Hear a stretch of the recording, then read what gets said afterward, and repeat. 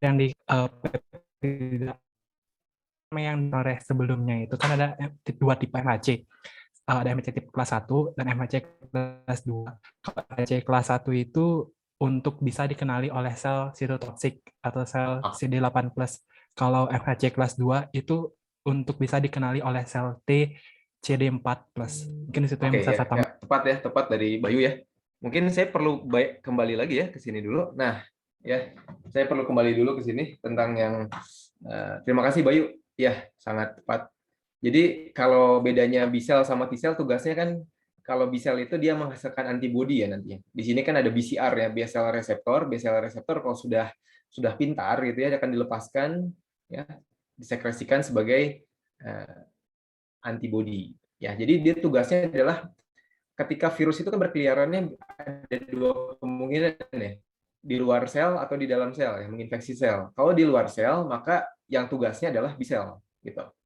Maka tugas B cell untuk menghajarnya gitu ya istilahnya, untuk meringkusnya. Ketika virus menginfeksi sel, antibodi kan patrolinya di luar dia ya.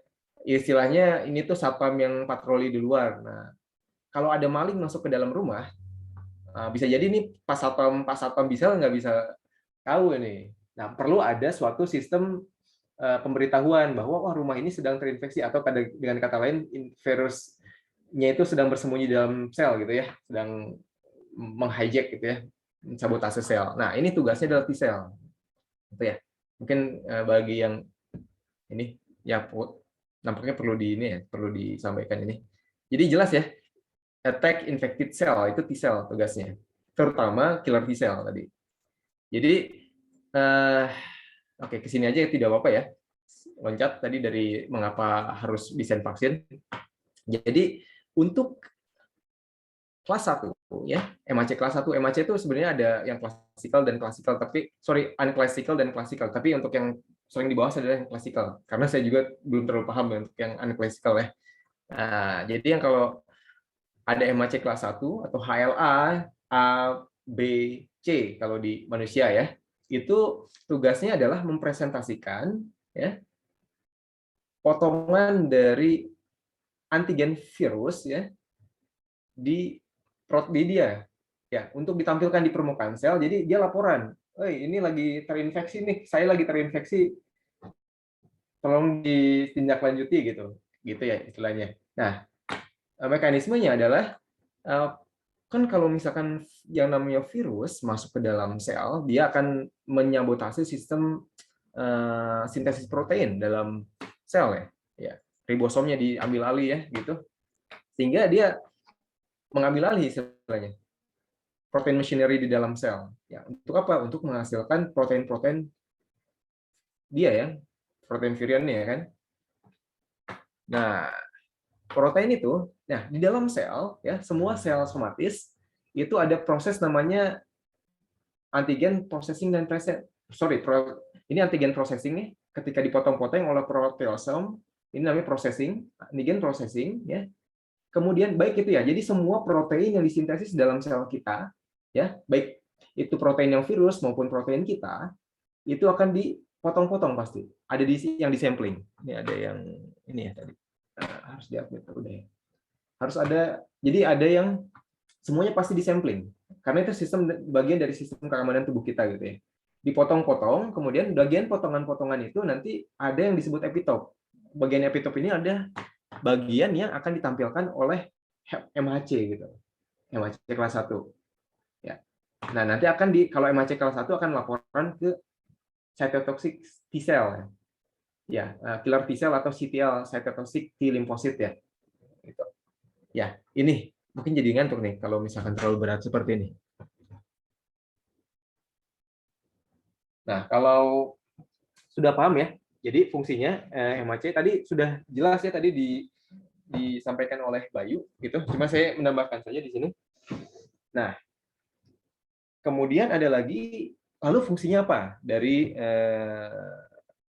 nanti fungsinya saya nggak masukkan. Oh, ada fungsinya di situ. Sorry. Jadi kalau misalkan saya loncat di sini ya, saya loncat. Jadi kalau mungkin bisa saya loncat saja di sini.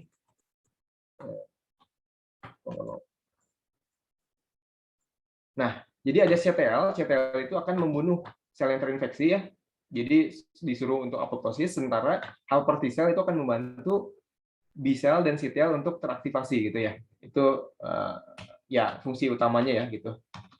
Oke, kita kembali lagi. Ada lagi MHC kelas 2. Jadi tugasnya MHC kelas 1 adalah surveillance protein-protein yang ada di luar gitu. Nanti akan dipresentasikan ke ini ada prosesnya ada 2 ya, ada 3 ya. Namanya di sini antigen processing ketika dipotong-potong ya. Di sini namanya antigen processing ya. Kemudian antigen presentation. Ya, ketika peptida epitope. Jadi peptida epitope ini ada yang self dan non self gitu ya. Ada yang self karena tadi yang tubuh kita pun punya ya protein-protein ini juga dipresentasikan. Itu kategorinya self ya. Dan killer T cell jangan sampai untuk mengenali yang self ini. Makanya ada di dalam sistem pelatihannya istilahnya, pelatihan dari killer T cell ini ada clonal negative selection dan sama positive selection gitu ya. Gitu. Ya. Sudah cukup paham ya jadi di sini. Kemudian ada lagi yang helper T cell. Kalau helper T cell itu sampling debris cell, debris antigen gitu ekstrak yang ada di luar gitu. Nah, kemudian dia akan di endositosis, kemudian sama antigen processing lagi dipotong-potong di sini. Ya, dipotong-potong kemudian presentasi, processing, presentation. Nanti ada ketika ini satu lagi recognition. Jadi ada 3, processing dipotong-potong, kemudian ada presenting dipresentasikan. Kalau MHC kelas 2 berarti akan menampilkan epitope yang akan diberikan gitu ya, diperkenalkan ke helper T cell. Helper T cell tadi tugasnya membantu ya. Jadi dia memang ini ya sangat helpful ya kata Pak Yusuf tadi. Tugasnya memang dia semacam ini ya penyemangat lah ya, yang lain supaya ayo teraktivasi gitu. Nah, oke, itu sudah cukup jelas ya di situ. Nah, mungkin jadi ini prosesnya ada TCR, kemudian di sini ada epitopnya, kemudian di sini ada MHC-nya. Ya, jadi proses kalau secara 3 dimensinya seperti ini. Jadi epitopnya ini adalah epitop dari MHC, epitop CTL ya, karena dia pendek di sini, pendek di sini. Kalau yang epitop kelas yang dipersembahkan ke helper T cell, dia akan ada semacam apa ya istilahnya, mengambai ya apa bahasa Indonesia itu. Jadi ada yang flanking residue istilahnya, ngambai di sini lah pinggirnya nih. Jadi dia bedanya itu panjang jadi. Kalau epitop CTL itu kisaran 8, 9, 10, 11 paling ada juga sampai 13 di literatur, tapi yang paling umum adalah 9 gitu. Ya. Oke, dan jumlah MHC ini ya itu wah banyak sekali kalau kita lihat tadi di sini ya. Ini untuk MHC kelas 1. Jadi kalau kodenya A, B itu kelas 1 sampai C itu kelas 1. Ini tidak semuanya ya. Kemudian ada HA DRB1 yang ada DRB itu artinya MHC kelas 2 gitu. Kita bisa lihat di sini. Indonesia yang 3101 itu kurang dari 1%. Kemudian HLA yang 3303 itu 15%. Jadi memang sebarannya, jadi setiap etnis ya, setiap suku itu HLA yang diekspresikan itu berbeda-beda. Bahkan ada yang sama sekali tidak diekspresikan. Jadi bisa saja kita misalkan merancang vaksin ya untuk yang ini belum tentu akan cocok untuk di Indonesia gitu. Ya, gitu. Jadi kita juga bisa sesuaikan nanti dengan karakter HLA yang ada di Indonesia. HLA yang mana yang banyak diekspresikan oleh manusia di Indonesia gitu. Ya. Jadi karena ini terutama untuk ini ya vaksin yang berbasisnya selular ya helper berbasis T cell berbasis T cell. Kita perlu pertimbangkan ini. Ya ini memang menjadi yang bikin jelimet yang untuk yang selular itu yang T cell adalah karena begitu banyaknya HLA di manusia. Itu sampai ya saya lupa ya berapa tepatnya. Pokoknya itu bisa sampai sebentar. Itu MAC kelas 1 sendiri haplotype-nya itu sampai 10 pangkat 13 jenisnya haplotype-nya. Ya, untuk yang kelas 1 MAC kelas 1 banyak sekali ya. Jadi memang ini merumitkan yang di sini. Kemudian ada lagi. Nah, ini yang biasa didengungkan oleh Pak Yusuf ya. Jadi, dan ini juga ada relevansinya nanti dengan deteksi. Karena seperti deteksi yang apa ya? Kan deteksi kita sekarang terkenalnya COVID ya, tapi penyakit tropis kan banyak sekali ya. Dan tropis juga kan artinya tidak hanya Indonesia ya. Kalau di ekuator juga kan Afrika juga ada ekuatornya juga ya, Brazil juga ada gitu ya. Artinya itu bisa jadi virusnya sama-sama dengue misalkan gitu ya, tapi bisa jadi berbeda yang berkeliaran di Indonesia dengan yang di tempat lain begitu. Jadi karena berbeda begitu ya, bisa jadi kalau misalkan kita ngimpornya vaksin dari sini, vaksin yang konvensional dari sini, artinya tidak sesuai lagi ya untuk di sini, karena tidak sesuai dengan apa ya circulating virusnya yang di Indonesia begitu. Ya, itu yang terpikirkan oleh saya kenapa perlu merancang vaksin. Mungkin tadi tambahannya dari teman-teman tadi ya. Nah, kemudian saya akan mengajak untuk jalan-jalan ya tentang protein data bank. Ya, ini kan sudah cukup terkenal ya protein data bank. Barangkali ada yang mau share nih. Siapa yang sudah pernah mendengar protein data bank? Bukan mendengar ya. Oke, Wildan, ada lagi? Kan, Pak? Ada yang Wildan? Kemudian Wildan. Oke, Wildan saja ya. Oke, kalau begitu, oke Wildan dan Bayu. Wah, ada Roy juga dari UB ya. Mantap. Kalau begitu, saya silakan untuk memimpin jalan-jalannya ke PDB ya. saya stop share screen dulu. Silakan. Saya persilakan untuk membantu teman-temannya untuk jalan-jalan ke PDB. Oh, baik. Mungkin teman-teman, aku mau jelasin apa itu PDB itu sendiri. Jadi beberapa negara maju di sana itu sedang membantu untuk pendataan bagaimana proses mutasi ataupun genetik-genetik yang terkandung dalam virus itu sudah tercatatkan secara rinci gitu. Contohnya tadi ada website namanya PISID, itu juga termasuk protein bank itu juga memuat dari Jerman. Kalau dari Jerman, buatan Jerman. Jadi misalkan kita Indonesia tuh alhamdulillah beberapa kabar itu sudah menyumbangkan bagaimana sih genetik yang sudah ada di atau coronavirus yang tersebar di Indonesia itu bagaimana, itu sudah alhamdulillah tersebar. Tapi tentunya ini juga menjadi alat bantu ya. Jadi kalau misalkan kita ingin tahu bagaimana sih perkembangan alel di virus corona di negara ini, dan negara itu, ya memang ternyata setelah dilihat kembali, ditinjau kembali, ternyata Indonesia itu sudah cukup berbeda dari virus SARS-CoV yang sudah berkembang di Wuhan. Jadi agak melenceng dikit gitu. Tapi padahal itu tetap satu keluarga. Cuman mungkin ya anggaplah misalkan beda rambutnya bagaimana atau beda wajahnya gitu. Jadi mungkin dari saya situ, Pak. Mohon maaf, Pak, masih di mute seperti Oh iya, baru sadar. Mungkin bisa ajak jalan-jalan ke rcsb.org ya. Perkenalkan sebenarnya apa sih di dalam rcsb.org itu? Mungkin gantian sekarang dari Roy nih, dari UB, Bioteknologi UB. Silakan Roy. Ajak jalan-jalan temannya. Bisa share screen, buka pakai laptop kan ya? Kalau tampilannya sih pakai laptop. Silakan share screen tentang rcsb.org. Tes suara saya masuk, Pak. Oh, masuk. Mohon maaf, sebenarnya saya masih sangat-sangat pemula, tapi kemarin pernah membuka yang RSCPDB ini, Pak. Jadi kemarin pernah nyari protein, dari namanya aja kan PDB, itu protein data bank. Jadi di sini ada beberapa fitur yang bisa digunakan, kayak kita bisa memvisualisasikan, contohnya kita punya protein gitu dan pengen nengok struktur 3D-nya bisa, terus bisa nge-sequence juga.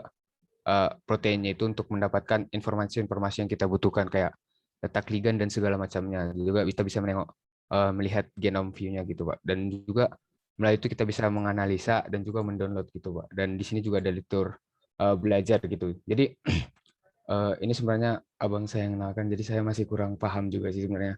Kayak kita bisa menemukan berbagai kayak contohnya molecule of demand, kayak setiap bulan itu ada kayak jenis-jenis protein yang dibuat di gitu, Pak. Jadi kayak dijelaskan gitu kayak protein of demand-nya. Jadi terus ada juga sumber-sumber edukasi dan sebagainya macamnya. Jadi ini menurut saya untuk protein lengkap begitu, Pak. Data sebagai sumber data yang sangat lengkap dan juga bisa disandingkan dengan NCBI untuk kalau kita lagi belajar tentang protein.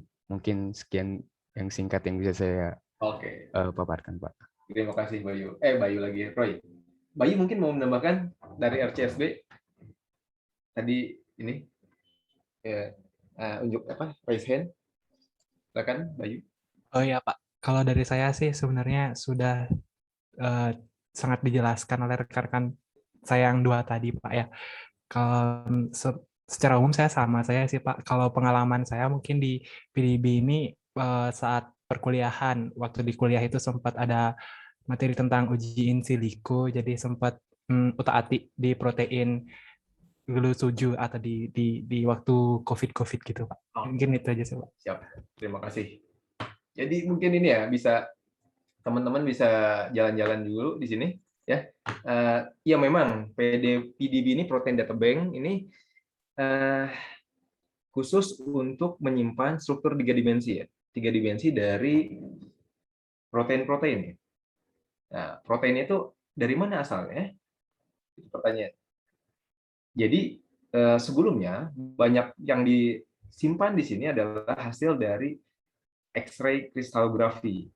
Jadi protein dimurnikan sampai dapat kristalnya, kemudian nanti dia diukur lah pakai X-ray. Dan untuk mengukur ini pakai namanya cyclotron ya, namanya kalau tidak salah. Dan untuk menghasilkan gambar itu tuh alatnya seluas lapangan sepak bola gitu. Jadi supaya, nah itu di Indonesia belum ada, tapi di Thailand ada itu. Nah, jadi tapi meskipun kita tidak punya, ya, kita bisa menggunakan resource yang ada di sini, gitu. Ya. Dan kemudian selain tadi X-ray juga ada dari NMR. Ya. Jadi kalau X-ray itu dia harus dikristalkan. Kalau NMR itu bisa dalam bentuk larutan. Ya. NMR mungkin yang di bahan alam itu atau di farmasi itu kan biasanya untuk elusidasi struktur ya, salah satu yang paling powerful untuk mengarakterisasi ini senyawa apa sih gitu ya. Buat protein pun bisa, tapi memang ada batasannya, tidak bisa terlalu panjang. Kelebihannya adalah kita bisa melihat dinamikanya kalau dengan NMR, dinamika dari protein. Karena protein itu kan sebenarnya tidak seperti kita di foto kan diam ya, tapi aslinya kan kita tidak diam gitu. Ya. Yang di PDB ini yang X-ray itu dalam bentuk seperti kayak kita di foto diam jadinya. Ya. Oke, kemudian ada lagi berkembanglah namanya cryo-EM. Pernah dengar mungkin ya cryo-EM. Nah, cryo-EM ini kalau Pak Yusuf di workshop yang di ini ya tentang komputasi biasanya selalu membahas tentang cryo-EM. Cryo-EM ini kalau untuk kristal X-ray crystallography itu mungkin kita bisa dapat protein ya. Ini proteinnya saja, spike misalkan. Tapi dengan cryo-EM kita bisa dapat partikel virusnya. Memang resolusinya jadi tidak terlalu bagus. Contohnya mungkin ya kita bisa cari nanti cryo-EM ya. Cryo-EM nah, cryo-EM. Nah, membran protein virus lah, envelope. Sebenarnya yang dengue. Nah, kita bisa dapat seperti ini. Ini virus dari apa nih? Ekovirus, Ekovirus. Ekovirus. Jadi kita bisa dapat virus dalam bentuk ininya partikelnya gitu. Dan ini menarik ya, bisa kita eksplorasi lagi. Bahkan di luar itu bisa sampai mensimulasikan sorry saya nggak share screen ya, jadi ngomong sendiri. Iya Pak, saya mau bilang kenapa nggak share Iya. screen? Iya, saya nggak share screen ya. Pantesan ngomongnya nggak jelas deh. Mohon maaf, saya ulangi lagi gitu ya. Jadi satu lagi adalah CRY-EM. CRY-EM itu kalau kita buka di sini, kita bisa mendapatkan partikel virusnya nih di sini. Kita bisa lihat 3 dimensinya di sini. Cuma kalau yang virus corona sih dia belum ada ya, yang 3 dimensinya yang bentuknya dapat seperti ini. Belum sih, kalau yang tadi gambar-gambar itu masih dia hanya bukan dari pengukuran eksperimen, hanya visualisasi saja. Nah ini ya contohnya nih, ini virus nih, partikel virus ya. Ini dari ekovirus ya, ekovirus nih, gitu. Ya, jadi ini adalah mudah-mudahan ini tidak ditutup ya, aksesnya tidak terbatas, terus jadi aksesnya terbuka oleh kita gitu, bisa diakses terus. Karena ini sangat berharga ya, terutama untuk orang-orang di farmasi. Ini kan untuk ini ya, untuk medicinal chemistry, untuk perancangan obat gitu ya. Kemudian untuk melihat interaksinya di docking, kemudian di MD itu bagaimana ya. Kita bisa juga merancang obat dari sini gitu ya, targeting misalkan untuk reseptor tertentu, penyakit tertentu, atau kanker misalkan, atau reseptor-reseptor lainnya ya. Nah, ini sangat bermanfaat protein ini. Nah, oke, kita kembali lagi ke COVID ya. Mungkin kita cari ya spike kita, karena yang paling ramai itu spike ya, spike glycoprotein SARS-CoV-2 ya. Nah, ini ada nih SARS-CoV-2 spike ya. Nah, ketika salah, maaf tadi tulisannya spike saja, spike yang ini harusnya ya. Nah, ini mungkin bisa bareng-bareng ya dibuka di komputernya masing-masing. Jadi di sini kita bisa lihat banyak sekali ya, sampai ada, oh di sini cuma 3 struktur ternyata ya, kalau spike ya yang lengkap ya cuma 3. Nah, di sini ada 3 ya, di sini ada yang dulu tahun lalu cukup ramai mutasi ini D614G gitu. Oke. Kemudian teman-teman juga kan tahu ya tadi virus corona ini variannya macam-macam ya. Ada yang alpha lah, ada yang beta lah, gamma, kemudian ada delta, terus ada mu, dan teman-teman yang lainnya. Sebenarnya mutasinya di daerah mana sih gitu. Nah, teman-teman bisa lakukan inspeksi dari sini gitu ya. Nah, makanya teman-teman bisa pilih salah satu mungkin. Tinggal download salah satu, buat 7 BNM boleh, 7 BNN boleh, 7 BNO silahkan. Caranya downloadnya adalah download file ya. Oh, langsung ya sekarang bisa gitu. Oh jangan, sorry, jangan seperti itu cara downloadnya. Klik dulu sebaiknya, kalau ini sebaiknya klik dulu ya, misalkan 7 BNM atau yang BNN juga boleh gitu. Kemudian download filenya yang pilih yang formatnya, sorry ini nggak tersedia ternyata ya, sorry. Download file, oke, 7 BNN ternyata tidak tersedia di sini ya, tidak tersedia. Kalau gitu kita ambil yang 7 BNN saja karena itu tidak tersedia. Mohon maaf. 7 BNN apa kabar? Mudah-mudahan bisa di-download. Nah, yang ini formatnya. Ya. Di-download. Silakan di-download. Di-download, nanti bisa dibuka dengan tadi BioVia Discovery Studio ya. Itu sudah banyak digunakan ya secara luas karena itu paling user friendly sebenarnya, paling mudah digunakan gitu ya. Tadi itu paling ya mudah lah, paling mudah digunakan, paling user friendly lah gitu ya. KMMI mana, KMMI kok ada, maaf ya, sudah di download. Oke, sekarang sebelum kita buka, boleh juga dibuka, silakan dibuka dulu kalau yang penasaran, silakan dibuka. Ini pemanasan ya, pemanasan pakai tools yang ini. Nah, nanti juga ini kan cuma pertemuannya beberapa kali ya, jadi hanya perkenalan saja, nanti tidak akan terlalu dalam. Nah, oke. Kok nggak keluar bisa ya? Oh, keluar ding. Ya, tampilannya seperti ini ya. Tampilannya seperti ini. Nah, ada yang terpotong di sini. Bagian yang transmembran nih. bagian bawahnya. Jadi sekadar informasi, dalam Sih Pak, ini ada pertanyaan di kolom komentar dari Azmi Yasmin. Katanya Pak, maaf downloadnya format yang mana ya Pak? oh iya ya, download yang mana ya? Bentar ya. Downloadnya yang ini. Download format PDB format. PDB format. Download PDB format ya. Jadi cari tadi Spike di sini, kemudian download file, pilih yang PDB format. Nah, kemudian itu tadi 3 dimensinya ya, 3 dimensinya. Kita pun bisa mencari tahu sebenarnya isinya apa sebenarnya ini kalau kita buka filenya dengan Notepad. Oke, saya akan buka dengan Notepad ya. Sebentar. Download ini di sini ya. Kita lihat kalau bisa kita buka dengan Notepad, maka no. Sebentar, agak berat. Kenapa presentasinya berat? Mohon maaf. Oke. Ya, di sini kalau kita lihat yang 7 BNN ya. Yang ini berarti. Ya, jadi dia ada informasi mengenai nama papernya ya, judul kristalnya gitu ya. Kemudian juga ada judul papernya di sini. Dan kita pun akan menemukan namanya informasi-informasi tentang parameter pengukurannya di sini. Dan yang salah satu yang biasanya di satu penting juga adalah tentang missing residue. Missing residue. Jadi kita bisa melihat di sini ada residu-residu yang hilang di sini.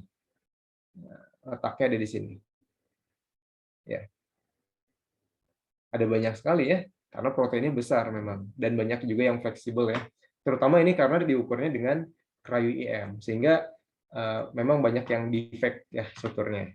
Tapi itu bisa diakali sebenarnya dengan nanti kalau misalkan kita mau analisis lebih lanjut seperti untuk molecular dynamics ya, itu kita bisa dengan homologi modeling gitu. Oke, mungkin ada di teman-teman ini yang berat ya, ada yang berat. Supaya tidak berat, kita bisa ke display style di sini ya, display style di sini biar tidak berat. Kemudian akan muncul ini kan. Nah, pas bagian graphics kita buat low, itu akan lebih enteng.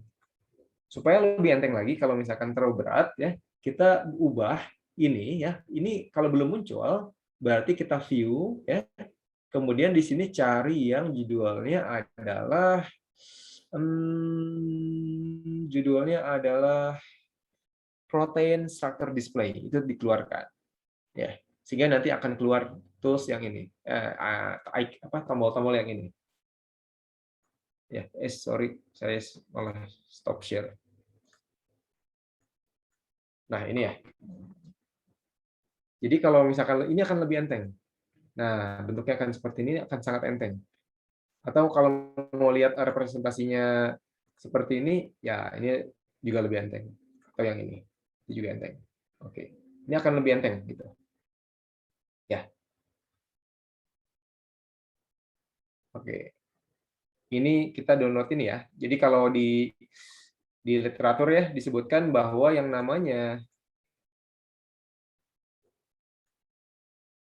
ini tuh domain yang S1 ya disebutnya. Ini S2-nya di bawah gitu ya. Gitu. Nggak diperlihatkan di sini. Ya, gitu. Ini kan RBD-nya nih, yang sebut-sebut RBD itu yang di sini nih. RBD yang berinteraksi dengan ACE2 ya di sini.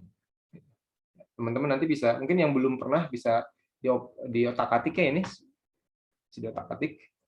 Jadi ini selain untuk ya, mau ini kan tools untuk drug design juga ya di sini. Kita bisa menggunakan untuk drug design juga nanti di sini. Oke. Ya sudah, itu kita lihat-lihat lagi mungkin kalau ini ya, mungkin tambahan sebagai tambahan yang namanya protein itu kan tentunya ada bermuatan ya. Kita ingin tahu nih muatan di sekitaran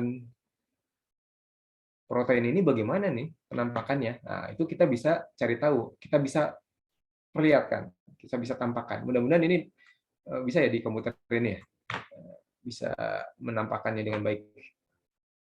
Jadi kita ke structure, ya, ke structure di sini. Ini mungkin menghalangi. Di sini ke structure. Oke, sebelumnya, sebelum ke structure kita kontrol H dulu, kontrol H. Kalau kita kontrol H, maka akan keluar hierarki di sini. Ya, kita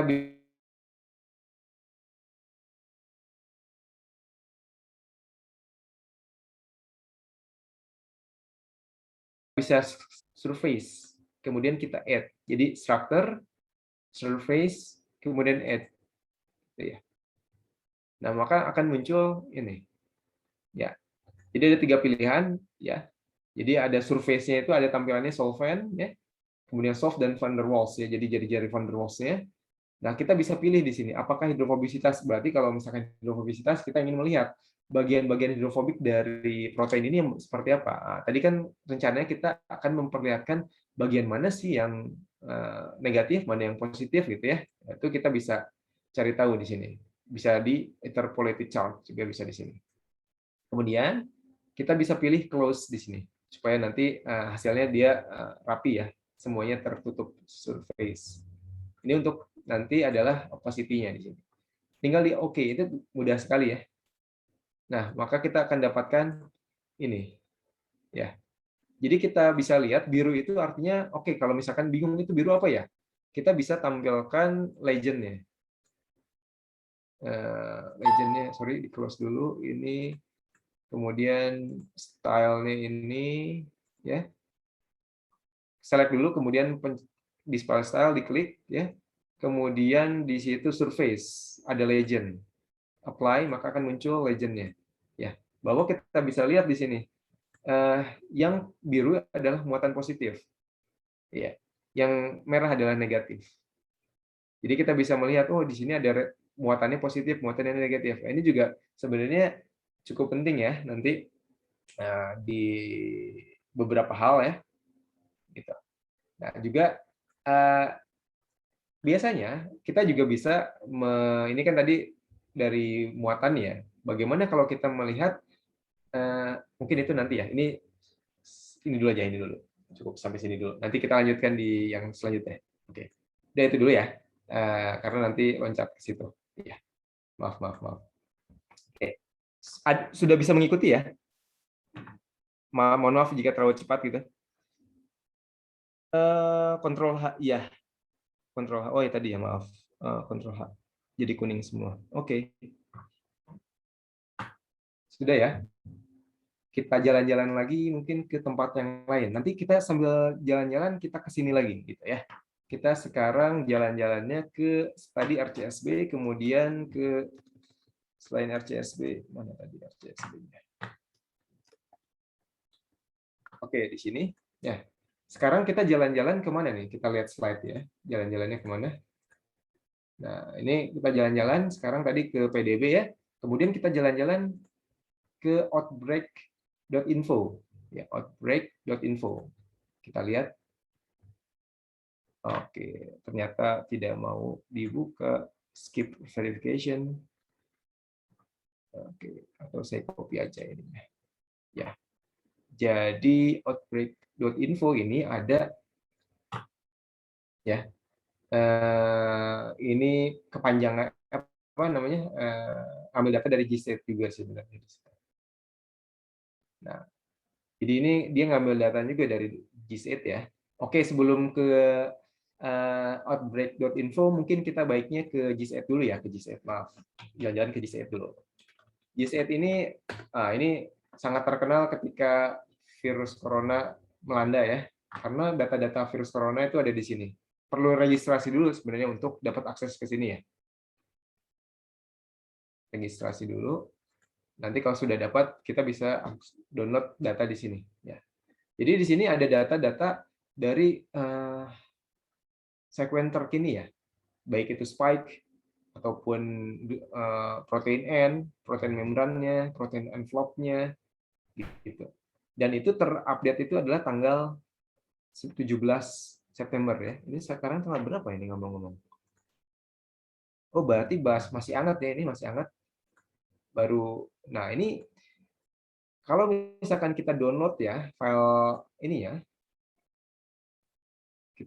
ini banyak sekali ya informasinya yang bisa kita ambil di sini. Ini all protein, artinya semua protein yang ada di coronavirus ya. Itu jumlahnya adalah 580 mega dalam kondisi di kompres ya. Kalau sudah di uncompress ya, itu jumlahnya besarnya bisa sampai 30 giga ya, lumayan besar. Jadi ya siap-siap hard disk saja ini ya, kalau misalkan banyak gitu. 30, tapi kalau sekarang ya Tera kan ya, tidak terlalu besar lah, 30 giga.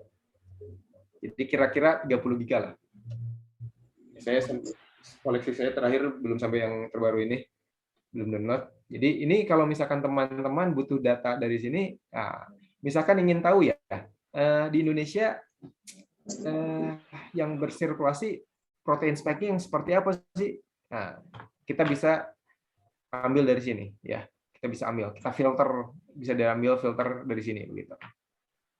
Nah, kemudian kalau misalkan di tetangga kita Malaysia seperti apa sih? Nah, kita bisa juga cek di sini. Gitu. Itu ya. Kemudian ini jadi pusat datanya ya untuk semua virus corona, tapi ini tidak juga corona, tapi juga ada epiflu di sini. Berarti ada flu juga di sini. Ya. Ya. Jadi kalau teman-teman butuh sequence-nya ini apa namanya virus corona, ini lengkap sekali di sini. Dan ini mungkin tampilannya agak kurang baik gitu ya. Nah, di sini ada data yang menarik juga di sini.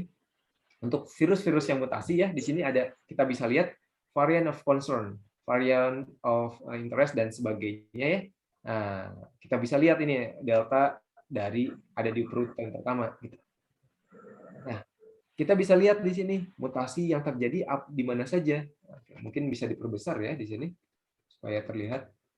Diperbesar.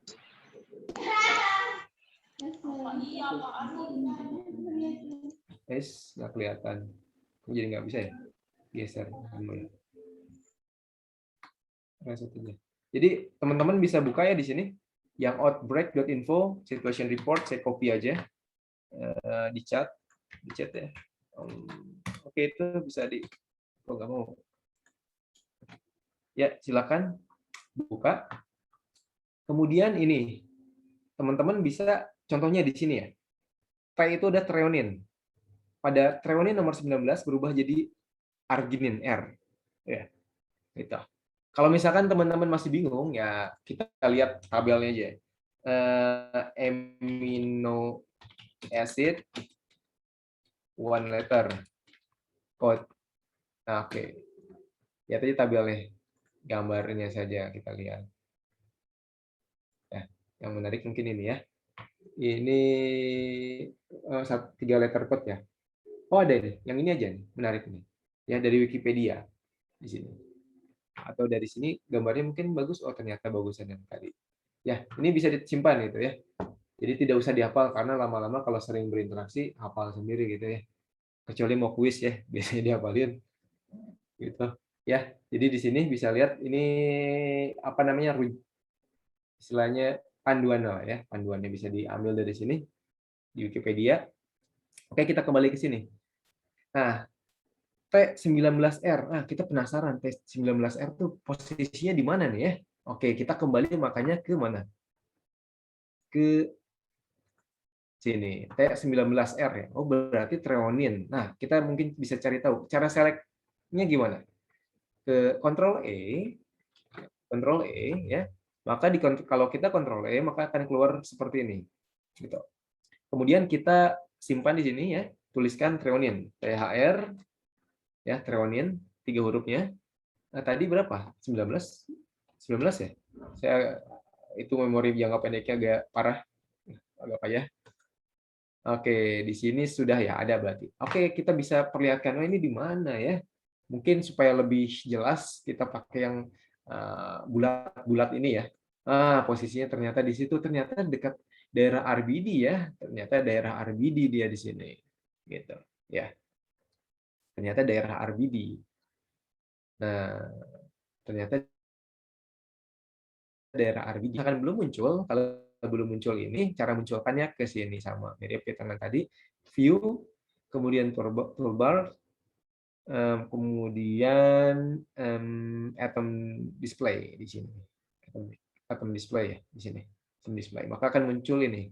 Jadi ketika select tadi ya, Ctrl E, baik ulangi lagi ya, Ctrl E, kemudian ketik di sini THR, ya, apply, gitu, ya, itu ya, mudah kan ya. Nah, terus yang lainnya bagaimana? Yang lainnya bagaimana? Tinggal itu aja sesuai. Nah, kalau di sini ada del, artinya delesi, terjadi delesi pada nomor residu 157, 158. Nanti bisa dicek ya.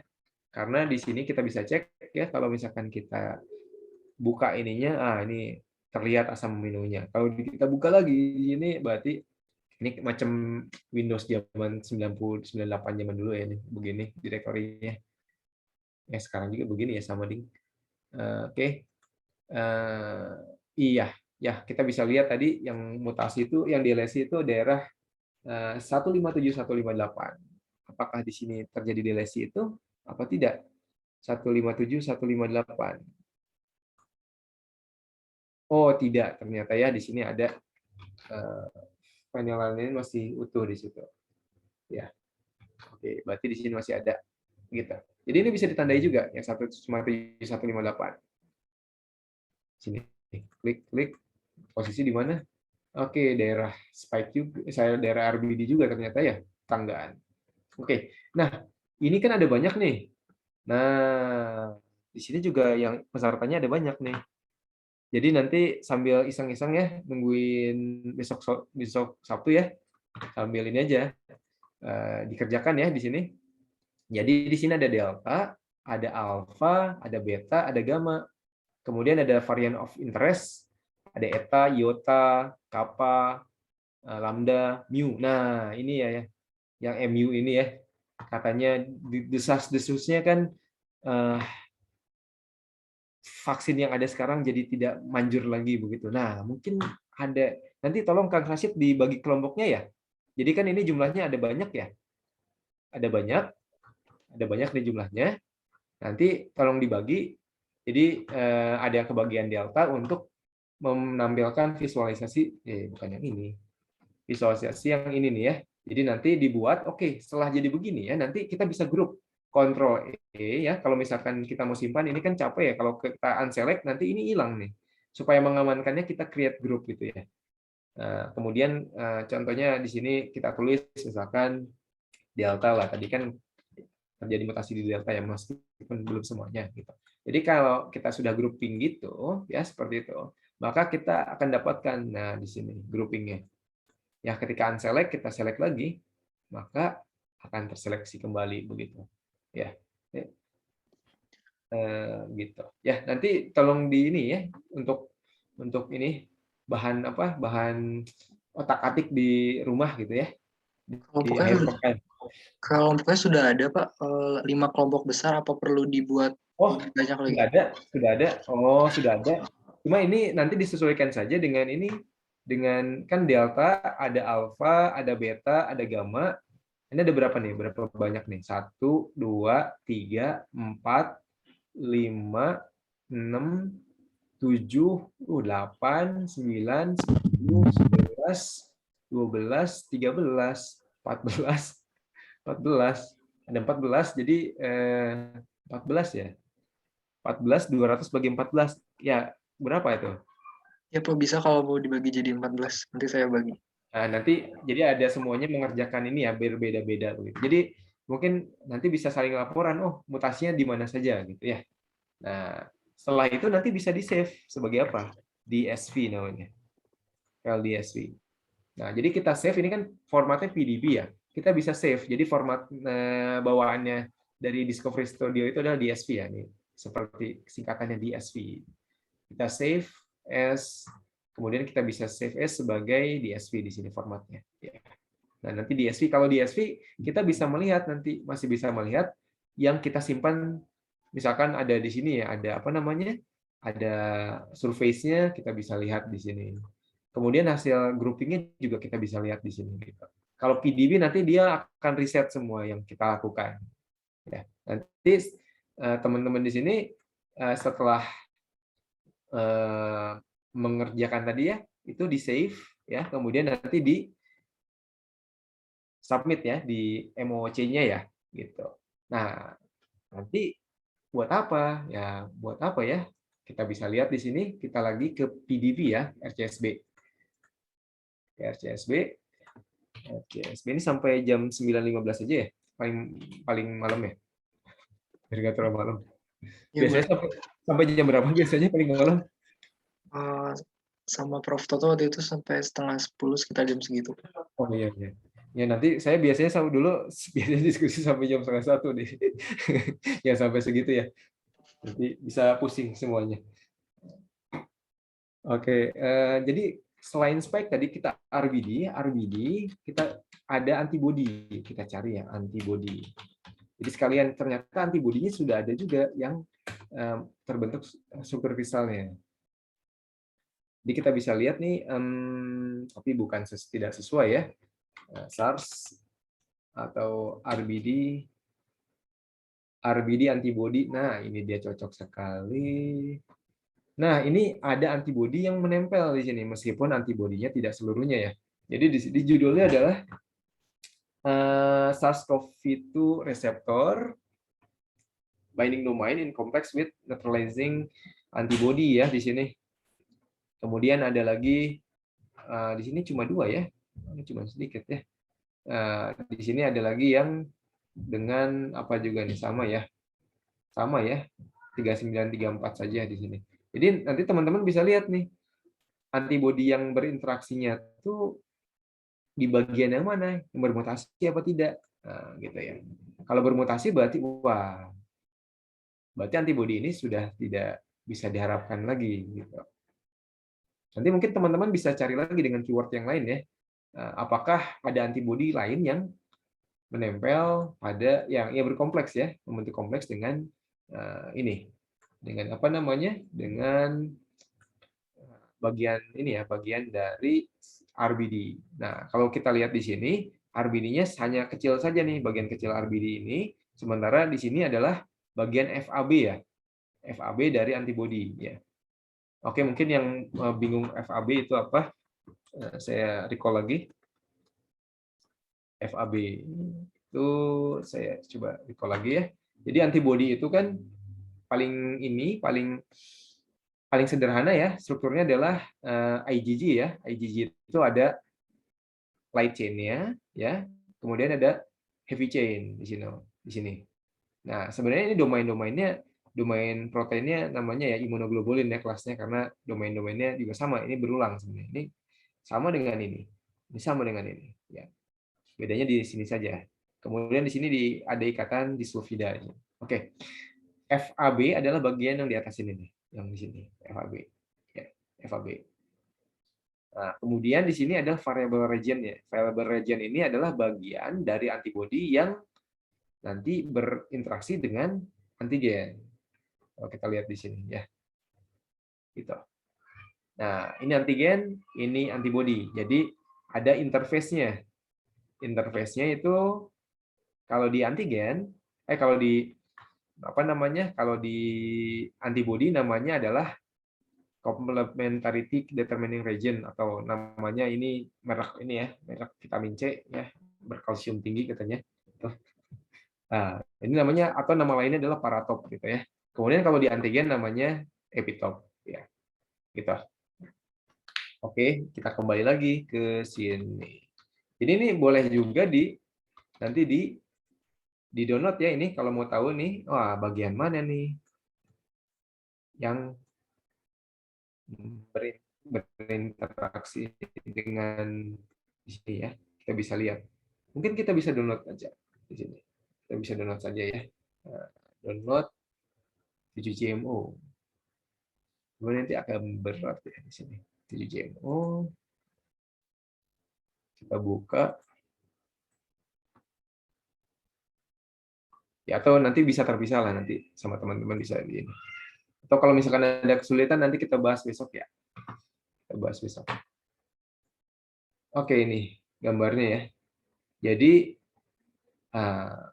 ini adalah antibodinya bagian FAB ya. Nah, ini bagian paratopnya. Nah, ini bagian epitopnya.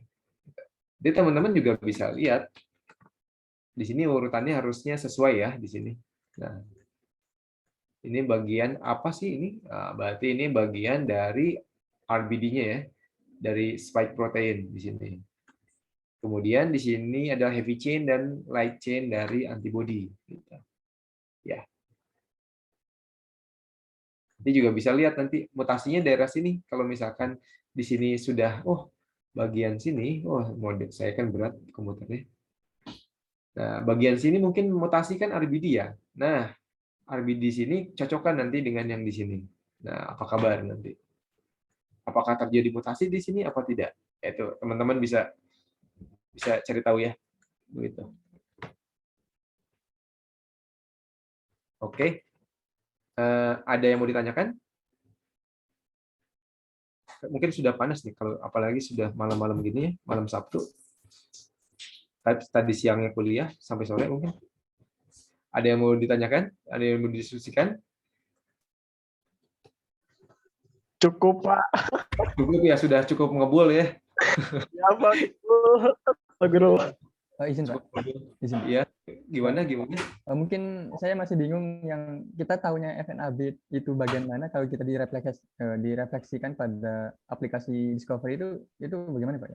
Apa dia selalu di posisi kanan atau bagaimana? Oh, tidak. Memang itu kalau misalkan saya juga tidak akan tahu ini bagian mana yang FAB ya? FAB ya? Oke. Ini adalah bentuknya selalu begini nih. Gimana ya? Ini nih karena saya sering lihat jadi cukup hafal ya. Jadi kalau misalkan satu rantainya, satu chain-nya bentuknya seperti ini. Kalau double ya, bentuknya akan seperti ini.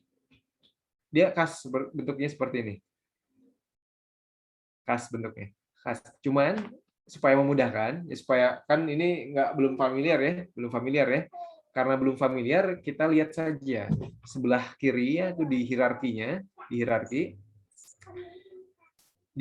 sini kalau ada yang namanya H dan L, itu berarti bagian dari FAB.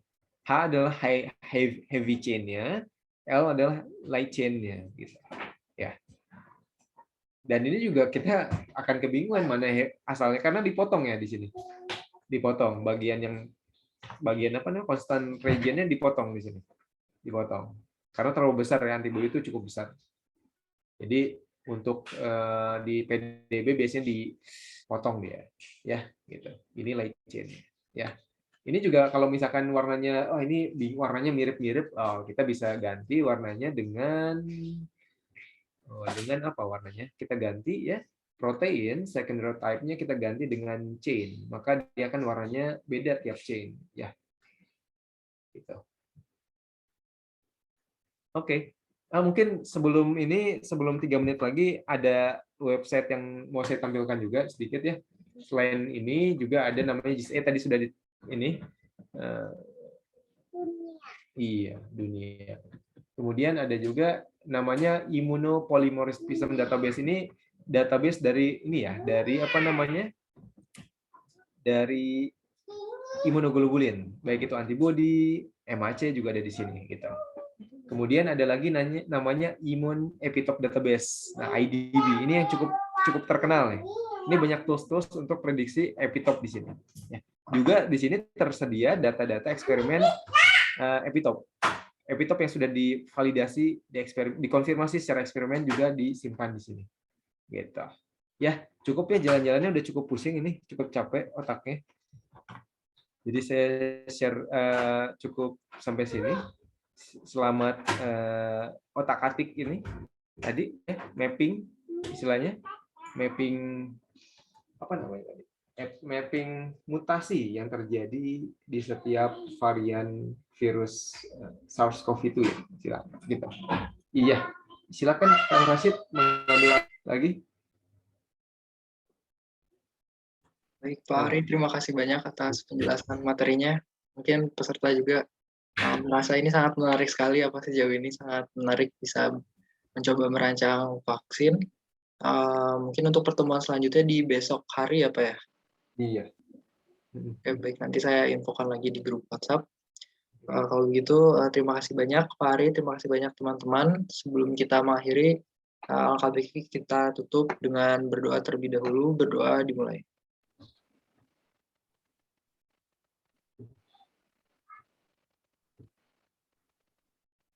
Berdoa selesai. Mungkin sebelum saya mengakhiri, saya izin untuk menginformasikan dulu Pak, kebetulan karena tidak semua peserta bisa mengakses aplikasinya, tidak bisa mengunduh aplikasinya, jadi mungkin nanti saya minta 13 orang untuk mengajukan diri apa jadi koordinator kelompok dari masing-masing varian tadi. Nanti anggotanya nanti saya tentukan. Untuk teman-teman tolong ya, nanti saya infokan di grup WhatsApp. Terima kasih. Baik, terima kasih banyak Pak Ari, terima kasih banyak semuanya. Ya, mohon maaf ya sudah membuat pusing. Aduh. Ya, terima kasih semuanya. Pak Yusuf masih ada nggak ya? Ya, mantap Pak Ari. Ya, pusing kan? Iya nih. Saya juga nggak tahu banyak ya, makanya saya ajak diskusi. Pak Yusuf mau Zoom di mana nanti? Mau Zoom lagi? Gimana kita? Ada izin? Iya, nanti nih masih direkam soalnya ini. Oh iya, direkam. Kita ini. Kita edit dulu. Saya izin untuk end meeting ya Pak. Terima kasih Pak Ari dan Pak Yusuf.